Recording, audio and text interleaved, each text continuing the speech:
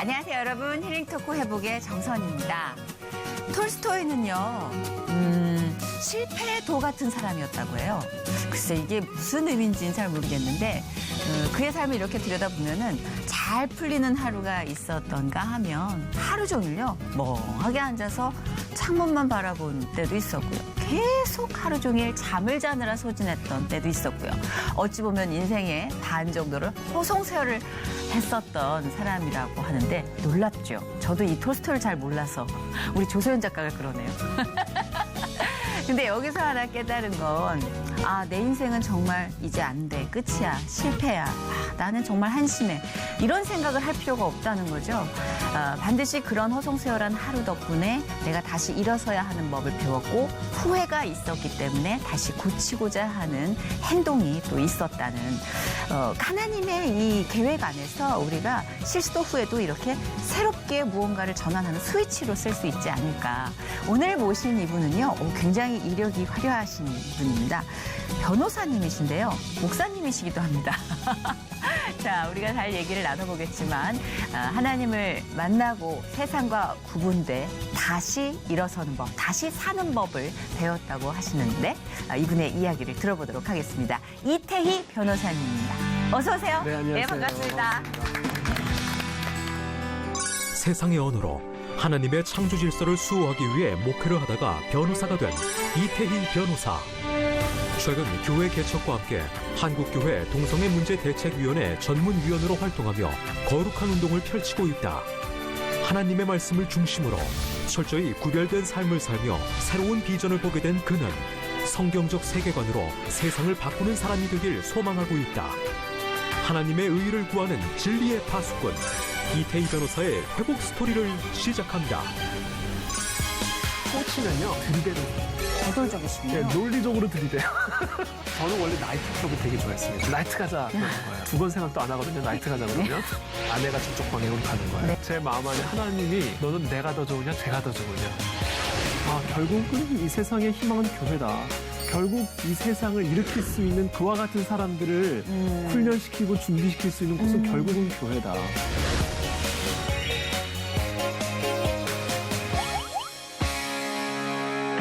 반갑습니다. 네, 반갑습니다. 예. 네. 변호사님 앞이라 네. 굉장히 긴장이 돼요. 네. 달변 가시니까. 아니, 그렇지 않습니다. 또 목사님이시기도 하고. 네. 예. 특히나 또 우리 이태희 변호사님이 여기 힐링토크 회복에 다녀가셨던 이은경 변호사님과 이렇게 지인이시라고. 네, 그렇죠. 그렇습니다. 어떻게 아세요? 제가 그 법무법인 산지에서 일을 했었죠. 저는 변호사분들이 정말 이렇게 딱 그 포스가 있잖아요. 네. 이은경 변호사님을 만난 순간 아, 변호사 입에서 장풍이 나올 수도 있구나 하는 걸 느꼈어요.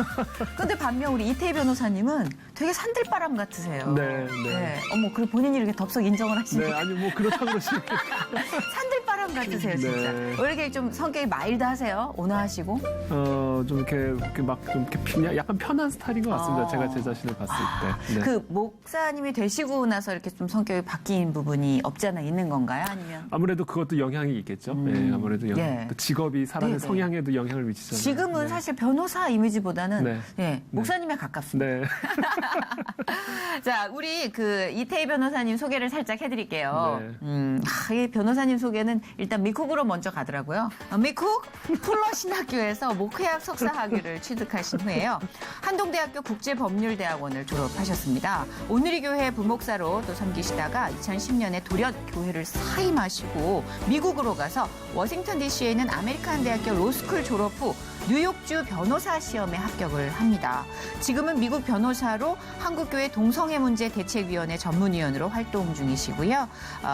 윌버포스 아카데미의 대표와 그 안의 진리교회를 개척하면서 목사로 섬기고 계십니다. 네. 그 안의 진리교회, 이 교회 이름이 참 좋아요. 네네.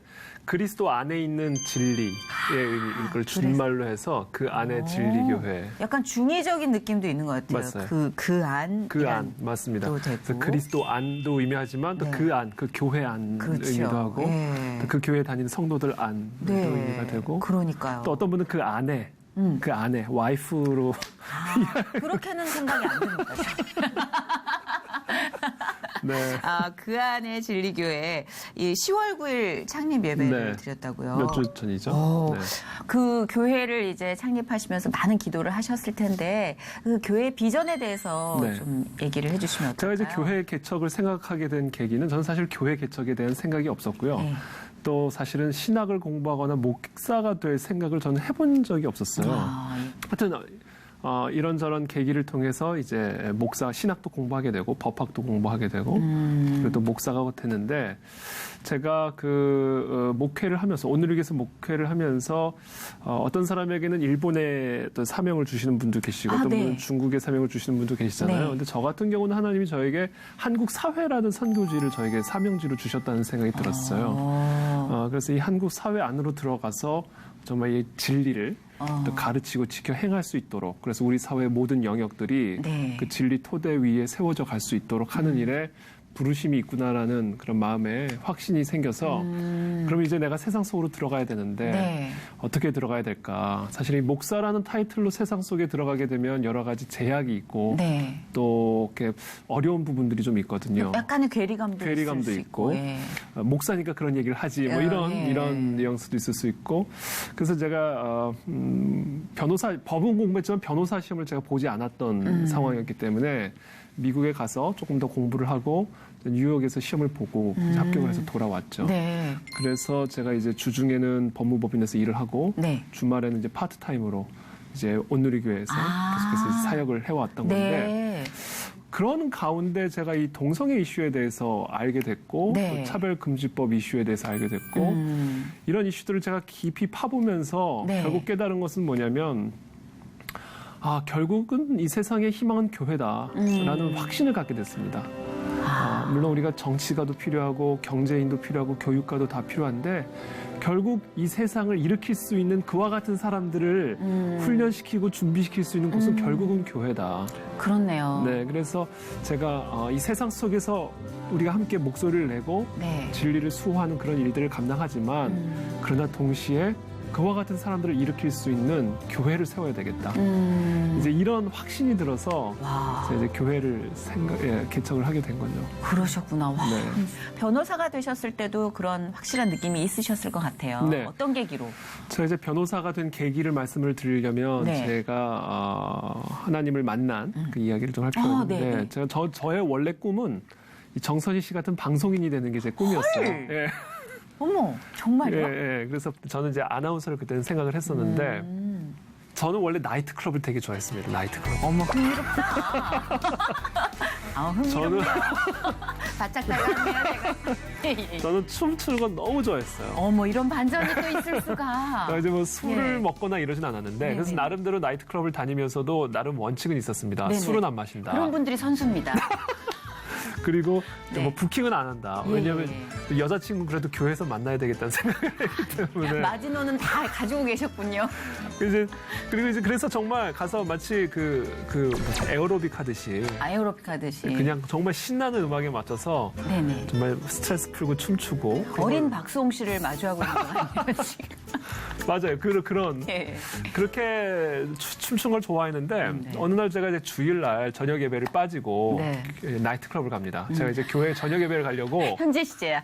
나이트클럽을 갑니다. 예. 저녁 예배를 가려고 성경책을 들고 딱 나가는데 집에 전화가 왔어요. 네. 딱 받았더니 친구예요. 스테이야 나이트 가자 그러는 거예요. 그래서 저는 이제 두 번 생각도 안 하거든요. 나이트 가자 그러면. 그러니까 바로 이제 전화를 끊고 제가 나이트 갈 때마다 항상 입는 그 무대 의상이 따로 있었습니다. 아주 흥미진진합니다, 얘기가. 그래서 이제 그 예, 예. 무대 의상을 갈아입고 예, 예. 그날 이제 가서 정말 신나게 춤을 췄죠. 네네. 너무 재밌게. 또 돌아오는 날 차를 가져갔는데 네. 유턴을 하는데 어떤 차가 와서 제 차를 그냥 갖다 받아버린 거예요. 깜짝이야. 유턴을 하는데. 어머머머. 정말 너무 뜻밖의 지금 생각해봤으면 음주운전자 같아요. 하여튼 그냥 와서 그냥 제 차를 갖다 받아버린 거예요. 어머.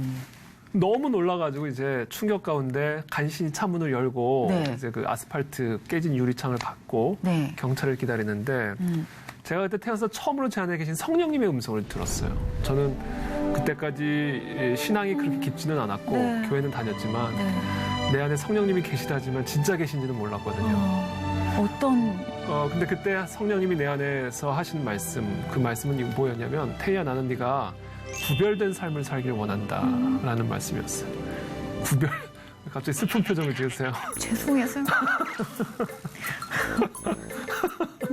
얘기하시죠. 구별된 삶을 살길 원한다. 그런 말씀을 딱 제안해 주셨어요. 이거는 분명히 저로부터 나오는 음성은 아니었어요. 그쵸. 방금 나이트 갔다 온 사람한테서 나오는 성은 아니죠. 그게 당연히 성령님이시죠. 압니다. 그래서 암만요. 그 음성이 저한테 너무 강력했고 충격적으로 다가왔고 그래서 그 구별된 삶을 산다는 건 무엇을 의미할까를 제가 몇 개월을 묵상을 했던 것 같아요. 근데 처음엔 그것이 상당히 부담스럽게 느껴졌습니다. 일단 기본적으로 나이트 갔다 오다 사고 났기 때문에 나이트는 가면 안 된다는 메시지잖아요. 약간 1차원적으로. 일차원적으로는. 그렇죠. 1차원적으로. 그게 일단 되게 저에게 부담스러웠고 그쵸. 이 구별된 삶 이거 자체가 되게 부담스럽게 느껴졌는데 그럼요. 어느 순간부터인가 이것이 부담이 아니라 특권으로 여겨지기 시작했습니다. 아멘. 특권으로. 네. 왜냐하면 제가 그때 생각했던 거는 대통령의 자녀들은 대통령처럼 구별된 집에서 살고 구별된 음식을 먹고 구별된 삶을 살잖아요. 그런 것처럼 구별된 삶을 산다는 거는 부담스러운 면도 있을 수는 있지만 기본적으로 이건 특권이구나. 그래서 제가 그때부터 제 삶을 구별을 시키기 시작을 했습니다. 하나님의 말씀을 기준으로 말씀을 배우는 일에 힘을 쓰기 시작했고 그래서 제 삶을 철저하게 이 말씀을 중심으로 구별을 시키기 시작했어요. 그러는 가운데 하나님께서 물론 시차가 있고 기간을 통해서였지만 하나님께서 제가 제 자신을 구별시키기 시작할 때 제 안에 구별된 꿈을 부어주기 시작하셨고 구별된 만남들을 허락해 주기 시작하셨고 또 구별된 은사들을 부어주기 시작하셨어요. 네. 그래서 이것이 저에게 있어서는 제 삶의 아주 중요한 터닝 포인트가 됐습니다. 그렇겠네요. 네, 그래서 그 계기를 통해 이제 제가 하나님께 계속해서 기도하면서 하나님 이제 제가 어디를 가야 될까요? 뭐를 해야 될까요? 아나운서에 대한 꿈을 꾸기 시작한 거예요, 제 안에. 그때. 네. 아나운서가 돼서 정선희 씨 같이 이렇게 유명한 방송인이 돼가지고 아이고. 네, 저는 그래서 그렇지. 하나님께 영광도 돌리고 네. 수많은 자들에게 영향도 미치고 이런 삶을 살고 싶다라는 마음이 제 안에 그냥 들어왔어요. 그래서 제가 이제 새벽마다 제 모교회에서 이제 기도를 하기 시작을 했는데 새벽 예배를 마치면 제가 이제 그 아나운서 준비를 위해서 네. 학원을 다녔습니다. 네. 새벽에. 네. 그래서 이 새벽에 강남역에 있는 한 학원에 네. 차를 세워놓고 새벽 기도 끝나자마자 네. 약간 시간이 남아서 차에서 설교 테이프를 듣고 있었습니다. 네. 그 설교 테이프를 듣는데 제가 그 사고 현장에서 들었던 그 똑같은 성령의 음성이 제게 또 임하기 시작해요. 네. 근데 순간 제 안에 확 불길한 예감이 들어오고 아니 잠깐만 있어봐. 나 뭐 질문을 하신 적이 있었나, 난. 왜냐하면 하나님께 제가 계속 내가 왜 아나운서가 돼야 되는지를 말씀을 드렸고 하나님이 모르시는 게 없는데 왜 나한테 갑자기 질문을 하실까? 그럼 쭉 뺐어요, 네. 그거. 그럴 수 있을 순간 것 같아. 뭐지 이거 불길한 예감이 확 드는 거예요. 그래서 제가 순간 제 속을 솔직히 깊이 들여다봤어요. 네. 제가 왜 아나운서가 되고 싶은지 방송인이 되고 싶은지 제가 하나님의 나라와 영광, 하나님의 그 복음을 위해서 내가 아나운서가 돼야 되겠습니다라고 그렇게 기도해왔는데 왜 질문을 하실까? 제가 솔직하게 제 내면을 직면을 해보니까 제 마음 깊은 곳에서 내가 진짜 아나운서가 되고 싶었던 이유가 쭉 떠오르더라고요. 뭐예요? TV에 나오고 싶은 것 같아요. 아구 귀여우셔라. 아구 우리 변호사님. 아구 너무 귀여우셔라. 제가 텔레비전에 내가 나왔어. 근데 그거 아주 뭐랄까 아주 마냥 어린아이 같은 그런. 그건 사실은 그런 얘기는 아니라. 유명해지고 싶은 욕구거든요. 맞아요. 예. 그건 내 이름이 진짜 높아지고. 우리 모두의 욕구예요. 예. 그러니까 어린 아이든 어른이든 사실은 기본적으로 모든 사람들 안에 있는 욕구 중에 하나죠. 맞아. 유명해지고 싶다와 인정받고 싶다. 그렇죠. 예. 예, 예. 그 말씀을 딱 드렸더니 하나님이 태희야 나는 네가 상상할 수도 없는 너의 인생을 향한 꿈과 계획을 가지고 있다. 그 말씀을 딱 하시는 거예요. 근데 그 말씀을 제가 들었을 때 기뻤을까요? 슬펐을까요? 저도 비슷한 경험을 해봤을 때 내가 욕망하는 거에 심취해 있을 땐 네. 그 큰 어떤 비전과 하나님이 주시는 어떤 그런 미닝이 부담스럽고 맞아요. 싫게 느껴지거든요. 하나도 안 기뻤어요. 그러니까. 그 계획이 얼마나 위대하고 대단하던 I don't care. 나는 상관하지 않고. 두려워. 나는 원치도 않고. 그건 하나님의 계획이고. 그렇구나. 근데 그랬던 저를 하나님께서 이제 코나 하와이라는 곳으로 저를 인도를 해주셨어요. 네. 코나 하와이에 네. 코나라는 지역이 있는데 거기에 이제 그 YWAM이라는 장소가 있습니다. YWAM. 그러니까 YWAM. 우리나라에서 흔히 그 YWAM. 예수전도단이라는 예. 예. 그 본부가 그 코나에 있어요. YWAM. YWAM. 네. 그때 저를 그곳으로 인도하시는 너무나 확실한 경로들이 있었고 그래서 하와이에 가는 그 비행기에 제 몸을 실었는데 정말 하나도 안 기뻤어요. 그 좋다는 하와이를 가는데 푸주간에 끌려가는 돼지 마냥 네가 가라 하와이. 아이고 어떡해. 너무 이해해요. 네, 그러니까 이 젊은 나이에 그때 제가 20대 초반이었는데 이 젊은 나이에 선교단체에 선교 훈련을 받으러 간다? 그러면 제 인생은 볼 것도 없이 목사 아니면 선교사다. 아니면 볼 것도 없다. 너무 절망감이 오는 거예요, 제 안에. 어린 나이엔 그럴 수 있습니다. 20대 때 한참 욕심 많을 때인데. 그러면 원하는 예. 것도 많고 예. 한 강의실에 도착을 했는데 이제 등록을 하려고요. 도착한 바로 그날 그 강의실에 큰 현수막이 쓰여져 있었어요. 붙여져 있었어요. 근데 그 현수막에 영적 공식이 하나 쓰여 있었는데 뭐라고 돼 있었냐면 영어로 물론 쓰여 있었습니다. Faith, 믿음이죠. 더하기 surrender, 굴복, 순종, equal surprise라는 이 어떤 영적 공식이 적힌 그 큰 현수막이 하나 붙여져 있더라고요. 서렌더가 숙제네요. 그렇죠, surrender. 그래서 제가 그것을 딱 보는 순간 아 하나님이 내가 여기서 훈련을 받는 동안 바로 이 faith와 surrender의 훈련을 시키고 surprise라는 선물을 갖고 돌아가게 하겠구나라는 그 어떤 믿음이 제 안에 딱 들어왔습니다. 그래서 그때부터 정말 이 눈물이 없이 들을 수는 없는 이 서렌더의 훈련들이 이제 시작이 되기 시작하는데 정말 제가 너무 힘들었어요. 그 좋다는 하와이가 지금 별로 그 정경이나 즐거웠던 시간보다는 눈물로 기도하고 나랑 씨름했던 영적 이 기억, 전쟁인가요? 영적 전쟁이었어요. 말 그대로 정말 훈련이었어요. 야. 제가 하루는 제가 항상 기도하던 축구장이 있었습니다. 네. 잔디밭 축구장이었는데 제가 하도 그냥 스트레스를 받으면서 기도를 하니까 제가 기도했던 자리는 잔디가 다 뽑혀 있었어요. 어머 어떡하면 좋아. 뽑으면서 기도를 하니까 어머 어떡하면 좋아. 제 지역에는 이렇게 제가 기도하던 네네. 자리에 이렇게 잔디가 뽑혀 있었는데 하루는 제가 하나님께 기도했어요. 하나님, 내 삶의 주도권을 하나님께 내어드리는 게 난 너무 무섭습니다. 두렵습니다. 내가 내 삶의 주도권을 하나님께 드리면 하나님 마음대로 내 삶을 쓸까봐 나는 그게 너무 싫습니다. 그렇게 기도를 했어요. 너무 솔직하시다. 나는 그거를 애둘러서 한 30분에 걸쳐서 얘기를 하는데 역시 변호사시라 직구를 던지십니다. 맞아요. 두렵잖아요, 그게. 솔직한 우리의 어떤 두려움을 너무나 적나라하게 네. 얘기해 주신 거예요. 예, 내가 맞아요. 원하는 게 있고. 우리가 더 신앙적으로 치고 올라갈 수 없는 이유거든요. 맞아, 그게. 정확해요. 거기에 네. 이게 딱 네. 한계예요. 네. 그래서 제가 그 기도를 드렸더니 하나님이 저한테 또 질문을 하세요. 태희야, 누가 너를 만들었느냐? 그래서 제가 답은 잘하잖아요. 예. 하나님이죠. 그랬더니 태희야, 내가 너를 만들었기 때문에 너를 이 세상에서 제일 잘 아는 사람은 나다. 너도 너를 잘 모른다. 네가 뭐를 좋아할지, 네가 뭐를 제일 좋아할지. 네 한 치 앞도 모르는 네가 뭐를 알겠냐. 그건 맞아. 인정. 네, 그래서 내가 너를 제일 행복하게 할 수 있는 길, 방법, 삶, 직업 그것은 내가 안다. 그러니까 안심하고 네 삶의 주도권을 나한테 내려놓아라. 그 말씀이 제게 설득력이 있었어요. 기본적으로. 저도 지금 설득이 되네요. 네, 설득력이 있었어요. 네, 쪽대했어요 지금. 그래서 제가 그 순간 제 삶의 주도권을 하나님께 내어드리게 됩니다. 그때.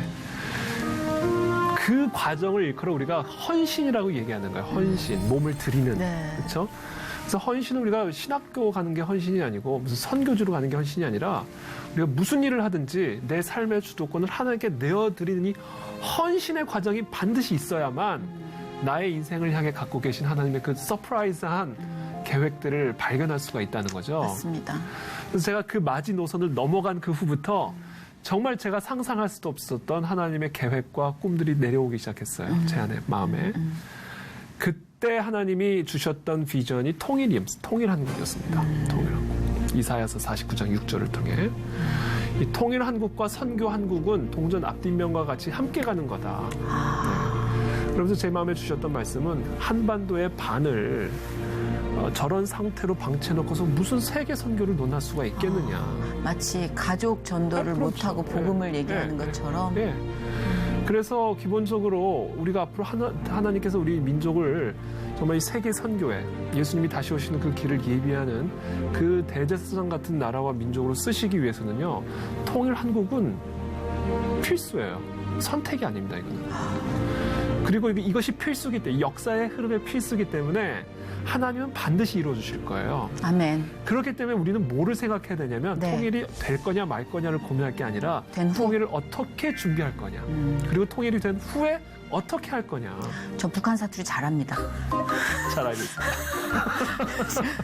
네, 죄송합니다. 바로 통일 되고 바로 북한으로. 친화력을 다지는데 그렇죠. 저를 쓰실 것 같습니다, 왠지. 네, 어떤 경직된 분위기에 저희 같은 또 깔깔이들이 필요하지 않겠습니까? 그럼요. 네. 너무. 어떻게든 다 쓸 겁니다, 우리는. 아니, 근데 저는 그게 제 주변에 추상미 감독이 그 잘 알죠. 통일 관련해서 사명감을 갖고 지금 그 소명으로 잘합니다. 예, 일을 추진하고 있는데 보면서 조금 약간 남의 일이었어요. 네. 예, 사실 쟤는 저게 달란트구나. 나 또 딴 게 있겠지. 근데 목사님 말씀 듣는 순간 너무 창피했어요. 예, 이게 다른 일이 아니었구나. 그렇죠. 네. 네. 그래서 진짜 창피했어요. 꼭 북한 일을 해야만 통일을 위한 일은 아니지만. 네, 그렇지만 항상 염두를 해야 그렇죠. 되겠구나라는 생각. 예. 그때 그 말씀 비전을 제가 딱 받으면서 그럼 이걸 어떻게 준비를 할까요? 그때 하나님 신학과 법학을 공부해라. 그 마음을 저에게 주신 거예요. 그때. 우리 하나님 너무 진짜 구체적이시고 네. 완벽해. 그렇죠. 네. 신학을 공부하고 법학을 공부하라는 법학. 법학을 같이 이것을 이제 신학 공부한다면 법학 공부하라는 왠지 필요할 것 같아. 마음을 제가 확 주신 거예요. 네. 그래서 제가 이제 신학을 공부를 하러 가고 그다음에 공부 끝난 다음에 바로 법학을 공부하게 되고 법학 끝나자마자 변호사 시험을 바로 보지 않고 저는 이제 미국법을 공부를 했습니다. 네네네. 그래서 바로 변호사 시험을 보지 않고 바로 이제 목회. 네, 그러니까 그게 좀 특이했어요. 오늘의 교회로. 네. 그래서 이제 부목사 생활을 이제 시작을 한 거죠. 거기서 네네. 이제 목사 안수도 받고 그렇게 이제 하다가 제가 아까 제가 잠깐 서두에 말씀드린 것처럼 이제 세상으로 나가야 될 때가 됐구나 나는. 다른 목사님들의 사명은 다르지만 적어도 나에게 주신 사명은 한국 사회로 다시 들어가야 되겠구나. 그러기 위해서 그러면 내가 아직 보지 않았던 변호사 시험을 보고 돌아와야 되겠다. 네. 그래서 제가 오늘의 교회를 사임을 하고 미국에 건너가서 약간 국제법을 좀 더 공부를 한 다음에 미국 뉴욕에서 시험 보고 돌아온 거죠. 그리고 너무 중요한 이 안에 중요한 진리를 하나 배운 게 저는 그 예수님을 진심으로 받아들이면 현장에 있는 모든 것들을 버리고 그냥 고기 잡다가 떠난 제자들처럼 예수님을 따라서 가는 그 상징적이고 1차원적인 변화만 생각을 했어요. 근데 제 삶에도 만져주신 하나님의 손길에서 느꼈듯 이태희 변호사님의 삶에 개입하신 하나님의 손길을 미루어 봤을 때 단절이 아니라 이 맞아요. 세상과의 구별일 뿐이지 내가 한 일이 모두 하나님의 일을 위한 준비, 그렇죠. 포석이고 맞습니다. 관계가 있는 거였더라고요. 맞습니다. 예. 그러니까 저는 개그맨을 그만둬야 제대로 된 선교를 한다고 생각했거든요. 그건 아니죠. 예. 근데 왜 그런 생각을 하니? 라고 예전에 한번 질문을 하시는 것 같아서 질문을 참 좋아하시는 성도님이 그 얘기를 지금 이태희 변호사님의 이야기를 들으면서 우리가 현장에 각자 배치된 하나의 교회구나라는 생각을 다시 한번 했어요. 맞습니다. 네. 네. 그래서 근데 이 정말 얘기를 잘해주신 것 같아요. 그 비전을 가진 우리 청년들이 고민하는 것도 이거거든요. 이 구분이라는 게 어떤 기준으로 구분되는 것인가. 네. 그렇죠. 근데 직장과 완전 단절되고 나는 무조건 선교의 길을 간다. 그래서 두려워하는 거잖아요. 그렇죠. 예. 그렇죠. 예. 네. 근데 그게 아니라 준비가 이게 얼마나 촘촘하게 하나님의 손길로 되는지를 보여주셨어요. 네. 네, 그래서 감사합니다. 되게 매력 있어요. 되게 멋진 작품을 지금 보는 듯한 느낌. 결혼을 하셨어요. 네. 아내를 하와이에서 만났어요. 그 훈련 과정 가운데. 반드시 울어야 되겠네. 아니, 어떻게 그렇게. 아니, 그렇게 또 영적으로 힘드셨다면서 또. 저를 제일 힘들게 했던 이유 중에 하나가 바로 그거. 오 마이 갓. 제 아내를 거기서 처음 만났는데 거의 한눈에 반했어요, 저는. 제가 이렇게 한번 딱 꽂히면요. 사실은 좌우를 잘 분별을 못하고 그냥 들이대는 스타일이에요, 제가. 의외네요. 되게 논리적으로 생각할 것 같은데. 그러니까 저돌적이시군요. 네, 논리적으로 들이대요. 난 짧아 생각해. 논리적으로 들이댈 수도 있구나. 그래서 제가 그래서요. 어떤 정도였냐면 제가 친구들하고 같이 식사를 하다가 그 식당에서 네. 제 아내가 식판을 들고 가면요. 그냥 중간에 식판 들고 따라갔던 그 수준이었어요. 그러니까 아내는 너무 싫었죠. 무서웠죠. 무서워. 저는 그걸 몰랐어요. 제가 막 그렇게 좋다는 표현을 하면 좋아할 줄 알았어요. 너무 싫어하더라고요. 정말 너무 싫어하는 거예요. 합의가 안 된 감정이에요. 그러니까 합의가 안 됐으니까. 그래도 뭐 이렇게 계기가 있었을 거 아니에요. 제 마음 안에는 확신이 있었어요. 어. 그게 단순히 좋은 게 아니라 네. 제가 한 몇 개월을 기도하는 가운데 제 배우자로 준비해 주신 하나님의 사람이라는 확신이 저한테는 들어왔습니다. 근데 그걸 모르는 여자 입장에선 그 확신이 정말 무서웠을 무서운 거예요. 거. 예. 정확하게 아시네요. 확실히 예. 여자끼리 통하시네요. 압류. 근데 어느 날 제가 항상 그 기도를 하러 갔다고 그랬잖아요. 네네. 제가 하루에 세 번씩 아침, 점심, 저녁으로 이제 기도 시간을 정해서 기도를 했었는데 그 특별 훈련 시간 기간 동안 제가 낮에 제가 성경책하고 제가 찬양을 하려고 악보를 들고 이제 기도의 장소를 가는데 아내가 저쪽 방향으로 가는 거예요. 네. 저도 모르게 네. 바로 이제 방향이 그쪽으로 틀어서 가는 거예요. 기도를 하러 가다가 네네. 그러니까 쉽게 말하면 하나님을 만나러 가다가 네네네. 아내가 가니까 바로 틀어서 가버린 거예요. 나이트에서 아내로만 바뀐 거네. 방향이 빠르셔, 전환이. 그냥 가버린 거. 네. 딱 그 터닝을 하는 그 순간 네. 제 마음 안에 하나님이 예. 너는 내가 더 좋으냐 제가 더 좋으냐 이 질문을 했어요. 얄궂어라. 다시 가다가 그 하나님의 그런 어떤 메시지를 받고 다시 이제 제가 기도하는 자리로 갔는데 기도를 하는데 회개의 기도를 하는데 그때 하나님이 제게 말씀하신 게 있어요. 하나님.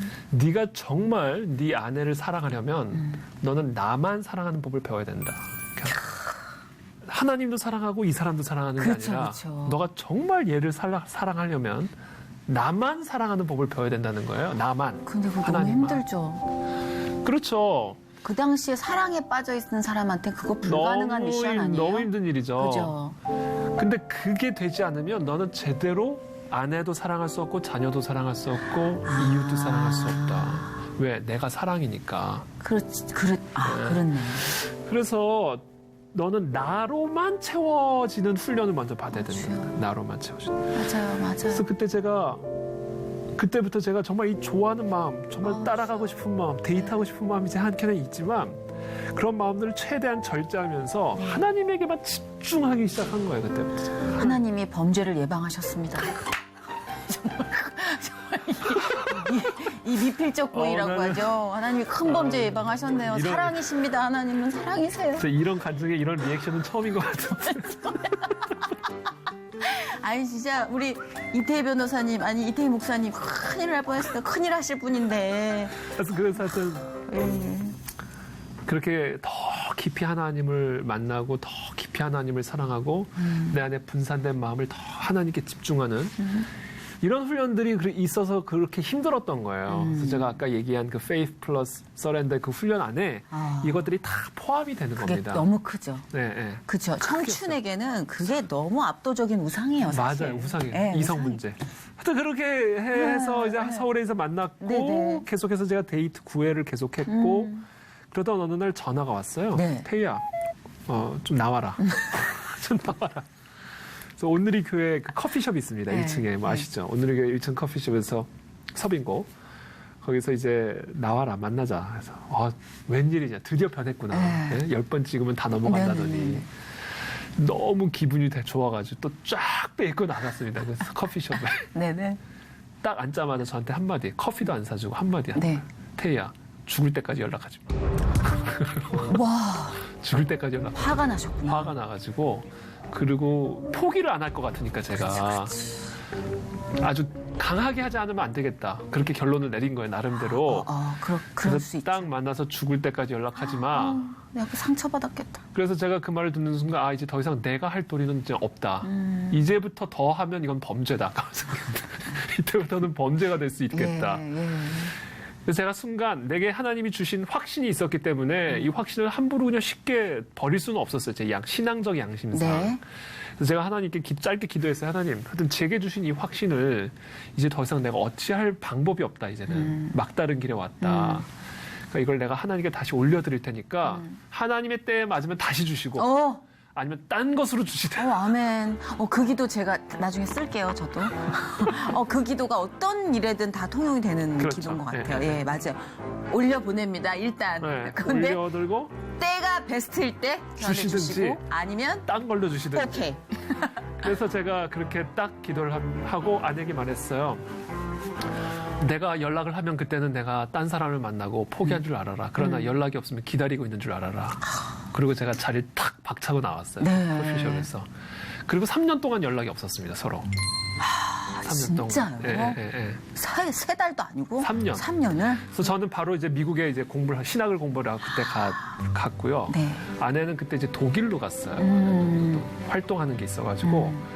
뭐 저는 이제 태평양을 건넜고 아내는 대서양을 건넌 거 아니에요. 완전히 양극으로 네. 이제 헤어졌는데 전혀 연락도 없고 물론 저는 그냥 오픈은 한 상태지만 억지로 누구를 찾아다니는 상황은 아니었고 네네네. 그래서 제가 이제는 본격적으로 이제는 결혼을 해야 되겠다. 기도를 해야 되겠다. 제 나름대로의 기도 제목을 배우자를 위한 기도 제목 12가지를 적었습니다. 그렇게 정말 작정을 하고 기도를 한 지 한 6개월 후에 어느 날 아침에 전화가 왔어요. 저를 찬 그 아내 언니가 너 잘 지내냐 연락이 왔어요. 네네. 잘 지낸다. 네. 그래서 그 아무개는 잘 지내냐 제 아내 될 사람. 잘 지낸다. 걔가 너 어떻게 지내는지 궁금해하더라. 저한테 얘기하는 거예요, 언니가. 그래서 하하 드디어 올 게 왔구나. 저기 벌써 들뜨시면 안 될 텐데. 내가 왜 초조하지? 네, 그래서요. 그래서 며칠 후에 다시 통화를 했어요, 아내랑. 아내랑 정말 3년 만에. 네. 그래서 이런저런 3년 동안 어떤 일들이 있었고. 그래서 하여튼 아내가 캘리포니아에 할아버지가 사셔서 네. 할아버지도 방문할 겸해서 온다고 그래가지고 와라. 그래가지고 일주일 동안 네. 나름 데이트 아닌 데이트를 하는데 그 시간 가운데 기적이 일어난 거죠. 그 일주일간에. 네. 일주일간에 아내는 사실 할아버지 방문하는 건 핑계였고 저를 한번 제 상태를 한번 확인하려고. 얘가 변했나 안 변했나. 얘가 내 얘기를 듣나 안 듣나? 그렇죠. 5일째 되는 날 네. 아내 표현에 의하면 이 아내 눈에 비늘이 벗겨지는 역사가 일어났다고 그러더라고요. 그래서 야, 근데 이렇게 조금 약간 남녀 간에 있는 케미가 이제 이렇게 생긴 게 그 5일째 되는 이후에. 날. 5일째 되는 날. 뭐 이런저런 스토리들이 있는데 그랬어요. 그래서 그 5일째 딱 변하게 되고 그리고 이제 결혼을 약속을 했죠. 네. 그리고 나서 이제 네덜란드로 그때 돌아갔죠. 그래서 배우자를 위해서 중학교 때부터 기도를 했대요. 아내가. 와. 배우자를 위해서. 그래서 아내가 지금도 얘기하기를 그러니까 당신을, 그러니까 남편을 자기가 중학교 때부터 기도로 키웠다라고 얘기를 하더라고요.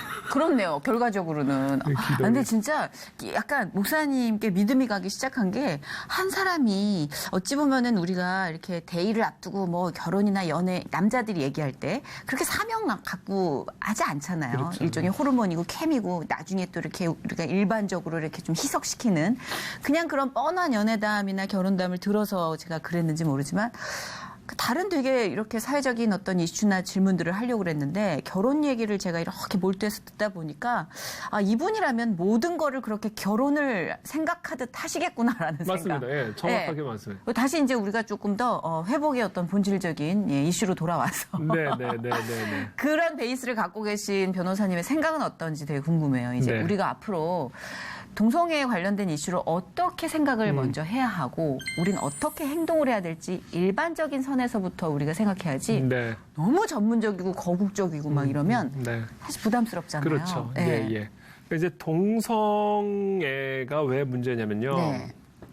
기본적으로 이 동성애만의 문제는 아니고요. 기본적인 성과 관련된 문제, 그렇죠. 성. 네, 맞아요. 동성애가 왜 문제가 되냐면 동성애가 정상화가 되면 네. 성윤리라는 개념이 사라지게 되는 거예요. 그렇죠. 다 권리가 되는 겁니다. 네.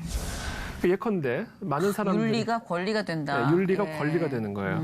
그러니까 많은 사람들이 동성애를 이제 다름의 문제로 이해를 하는 경향들이 있는데 네.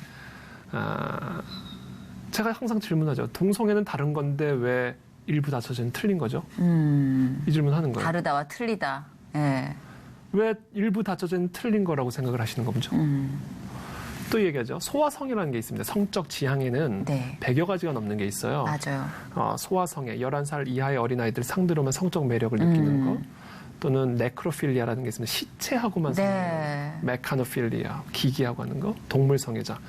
자, 이런 많은 성적 성향들이 있는데 네네. 제가 질문하는 거예요. 동성애는 다른 건데 왜 소아성애는 틀린 거라고 생각하시죠? 왜 소아성애자를 차별하시죠? 그러니까 뭐를 의미하냐면 지금 기본적으로 지금 이 시대를 다스리고 있는 사상과 정신이라는 것은 절대적인 진리나 윤리 도덕적 기준 따위가 없다라고 믿는 겁니다. 이게 지금 이 세상을 다스리고 있는 기본적 사상 정신들이에요. 네네. 그렇기 때문에 기본적으로 국민들의 의식만 변하면 네. 간통죄도 폐지가 될 수가 있는 거고 또 동성애도 정상화가 될 수가 있는 거고 시차를 두고 국민들의 의식만 변하면 이제 일부 다처제도 가능한 사회가 될 수 있는 거예요. 그래서 실제로 동성 결혼이 합법화된 여러 서구 국가에서는요 이미 일부 다처제 용인합니다. 네덜란드 같은 나라에서. 뭔가 이렇게 점점 더 이렇게 그렇죠. 커지는 느낌이 드네요. 그래서 모든 게 권리가 되기 시작한다는 얘기예요. 그래서 네. 그래서 성윤리가 성의 권리로 변화가 되고 그러면 이것은 단순히 동성애로 그치는 문제가 아닌 다양한 형태의 성적 형태들이 정상의 범주로 다 들어오게 된다. 그렇네요. 그러면 뭐가 되는가? 가정이 붕괴되죠. 그렇죠. 가정은 사회의 기초죠. 사회 붕괴됩니다. 그러니까 성이 왜 그토록 중요하냐면 제가 이 포인트를 꼭 말씀드리겠습니다. 성은 하나님께서 이 태초에 인간에게 주신 가장 기본적인 창조 질서 가운데 하나예요. 네. 하나님이 사람을 창조하시면서 그 창조하신 사람이 누구였냐면 아담이 아니에요. 하와가 아닙니다. 아담과 하와였어요. 한 몸이었습니다. 이 아담과 하와를 두 글자로 줄이면 뭘까요? 아담과 하와를 두 두 글자로 글자로. 줄여요? 어디 가서 질문했더니 아하라고 그러더라고요. 저 약간 머릿속에선 그거 떠올랐는데 그런 것 얘기하면 같아요. 망신당할까 봐. 부부입니다. 부부. 아. 아하. 하나님이 태초에 창조한 사람은 부부였어요. 남성과 여성으로 구성된 부부. 그리고 이 부부에게 정복하고 다스리라는 명령을 하십니다. 그러니까 하나님이 세상을 창조하시고 이 하나님과 세상 사이에 사람, 부부를 두시고 이 부부에게 세상을 다스리라고 명령하신 거예요. 그래서 이 부부가 망가지고 가정이 망가지고 그래서 사람이 망가지면 이 세상이 망가지는 겁니다. 그래서 이게 질서예요. 창조 질서. 근데 하나님께서 이 부부에게 이 사람에게 정복하고 다스리라고 명령하기 이전에 선행되는 명령이 하나 있었는데 그게 뭐였어요? 생육하라. 애를 낳으라는 명령입니다. 애는 어떻게 해야 나옵니까? 부부가 이제 저한테 그걸 묻는 건가요? 부부가 관계를 사이가 가져- 좋으면 성관계를 통해서만 아이가 나와요. 그렇기 때문에 이 성이라는 영역은 하나님이 명령하신 이 창조 질서에 대한 명령의 가장 근간이 되는 명령이에요. 그리고 이 성이라는 것은 남자친구, 여자친구, 애인들에게 준 게 아니라 부부에게 준 겁니다. 한 몸에게. 네. 그래서 이 질서를 우리가 하찮게 여기기 시작을 하면요. 하나님이 이 땅에 허락하신 이 창조 질서가 흔들리게 되어 있어요. 그렇죠. 그래서 이 성윤리라는 것이 그토록 중요한 부분이다. 그렇죠. 근데 이제 그런 표현의 이 문제도 있는 것 같아요. 왜냐하면 이제 저희가 생각했을 때 그런 어떤 윤리가 안에 탑재돼 있잖아요. 크리스찬들은. 근데 같은 크리스찬끼리도 이제 의견이나 다르죠. 표현 방법이 다 분분한 네네. 이유가 그런 원래 이 하나님의 논리를 탑재하고 있더라도 표현에 있어서 포용하자와 배척하자와 분별하자와 그렇죠. 그리고 막 맞아요. 싸우자와 네네네. 이런 게 다 좀 달라요. 맞아요. 예. 그래서 우리가 동성애를 옳지 않다고 여기는 것과 동성애자는 사실은 구별을 할 필요가 있습니다. 네네. 그러니까 우리가 동성애를 반대한다고 해서 동성애자를 반대하는 건 아니에요. 네네, 그렇죠. 그러나 동시에 정말 우리가 동성애자들을 사랑한다면 그들이 동성애로부터 자유케 도와주는 것이 그렇죠. 사랑이거든요. 그렇죠. 그래서 동성애자들에게 필요한 자유는 동성애를 위한 자유가 아니라 동성애로부터의 자유다. 이것이 저와 여러분들이 갑자기 설교가 나왔는데 아니요. 지금 충분히 빠져들고 있어요. 우리들이 믿는 진리란 말이에요. 그렇기 때문에 우리가 이 동성애자들에게 접근할 때는 기본적으로 사랑의 마음으로 접근을 해야 됩니다. 사랑의 마음. 왜냐하면 정말 우리가 원하는 것은 그들이 동성애로부터 자유해지길 네. 원하는 것이기 때문에. 그렇죠. 그들이 우리로부터 떨어져 나가는 게 아니라 그렇죠. 그들이 동성애로부터 더 자유케 되는. 맞아요. 그거를 우리가 네. 원하기 때문에 정죄로가 아닌 사랑으로 접근을 하는 게 기본적인 우리의 마음의 자세가 돼야 그렇죠. 된다. 그게 하나님 바라시는 거겠죠. 그렇죠. 네. 근데 문제가 여기 하나 더 있어요. 뭐가 문제냐면 동성애로부터 자유해져야 된다. 그게 우리가 동성애자들을 향한 사랑이다라고 하면 동성애자는 그걸 사랑으로 여기질 않습니다. 그렇죠. 혐오라고 여겨요. 맞아요. 차별이라고 여깁니다. 그렇죠. 그러니까 여기서 기본적으로 불가피한 충돌이 있는 거예요. 이 지점에서. 그렇네요. 예, 이와 같은 관점의 차이가 있기 그렇네요. 때문에 예. 사실상 불가피한 충돌이 그 지점에서 일어나는 거예요. 그렇죠. 그래서 기본적으로 우리가 이 동성애 이슈를 다룰 때 네. 한국 교회가 불가피하게 비판을 받고 때로는 욕을 먹을 수밖에 없는 그런 불가피한 측면이 있다는 것을 우리가 좀 인식을 하는 필요가 있고요. 네, 네, 알겠습니다. 그럼에도 불구하고 우리는 사랑으로 그들이 정말 그 죄의 사슬로부터 네. 자유해질 수 있도록 우리가 노력해야 된다. 그러기 위해서는 기본적으로 나 자신부터 죄로부터 자유해져요. 그렇죠. 맞아요. 그래서 기본적으로 특별히 오늘 뭐 이슈가 동성애 이슈라고 한다면 이 동성애에 국한돼서 말한다면 좀 한국 교회가 네. 정말 우리 사회에 계속해서 엄습해오는 이 동성애 문화들을 이겨내려면요. 동성애 반대 운동만으로는 안 돼요. 기본적으로 이 한국 교회 안에 그리고 한국 사회 안에 거룩의 운동이 회복이 돼야 됩니다. 거룩의 운동. 목사님 좀 부담스러워지기 시작했는데 이게 거룩의 운동이면 어떻게 해야 되는 거예요? 거룩의 운동이라는 것은 예, 단순해요. 하나님의 말씀에 뿌리를 내리고 그리고 그 말씀대로 살아가는 겁니다. 이게 거룩이죠. 뭐 거룩이라 목사님이 계속 반항하셨던 그거 아닙니까? 바로 그거죠. 예, 제가 반항했던 바로 잔디를 그거. 막 뜯으셨던 예, 그거 아닙니까? 그 운동이 그 잔디 뽑기 운동이 그렇습니다. 잔디를 뽑아야 됩니다. 근데 우리가 이제 아까 목사님도 왜 그런 얘기 하실 때 성령님이 질문하실 때 부담스러웠다.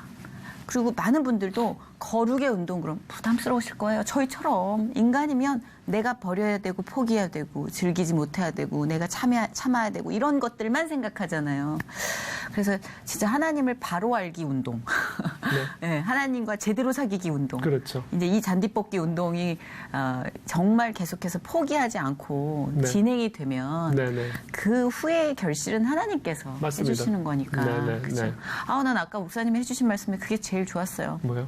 올릴 테니까 하나님이 제때 맞다 싶으면 내려주시고 아니면 딴 거 주세요. 그래서 우리의 기도는 동성애에 관련된 여러 가지 이슈들 우리는 계속해서 주님의 어떤 마음으로 사랑으로 계속해서 배달을 할 터이니 올릴 터이니 그렇죠. 네. 때가 되면 하나님께서 내려주시고 맞습니다. 네, 그런 길을 열어주실 거라고 저는 믿어요. 아멘. 네. 크리스찬인 우리가 포기하지 말아야 된다고 생각해요. 네. 오늘 진짜 되게 여러 장소를 다니면서 데이트를 한 느낌입니다. 하와이에서부터. 하와이도 갔다 오고요. 독일, 네덜란드 잠깐 찍고요. 엄청 어마어마하게. 여러분 모두 하와이에 잔디를 뽑으셨습니다. 진짜 그 스트러글이라고 그러죠. 네, 네, 본인하고의 싸움. 네. 이걸 되게 상징적으로 잘 묘사해 주셨어요. 그래서 아마 이 시간 키워드는 잔디 뽑기가 되지 않을까. 이 시간 많은 잔디를 뽑고 계신 성도들에게 큰 힘이 되셨을 줄 믿습니다. 감사합니다. 비전 기도 제목. 네. 나눌 기도 제목 하나 주십시오. 저희가 일단 같이 기도 제목은 기도할게요. 아까도 잠깐 말씀드렸듯이 일단 저희가 교회를 이제 새롭게 시작을 했기 때문에 정말 이 시대에 반드시 필요한 그런 교회가 될 수 있도록 네. 기도해 주시면 감사하겠습니다. 그 안에 진리교회. 진리교회. 네. 너무 은혜 충만한 교회가 될 것 같고요. 또 이렇게 교회가 희한하게 성도분들도 목사님들도 비슷한 느낌으로 이렇게 구성이 되더라고요. 되게 재밌는 교회가 될 것 같습니다. 교회 앞마당에 잔디가 있나요? 오늘 나와주셔서 네, 너무 네. 감사합니다. 네, 감사합니다. 네, 고맙습니다. 네, 감사합니다.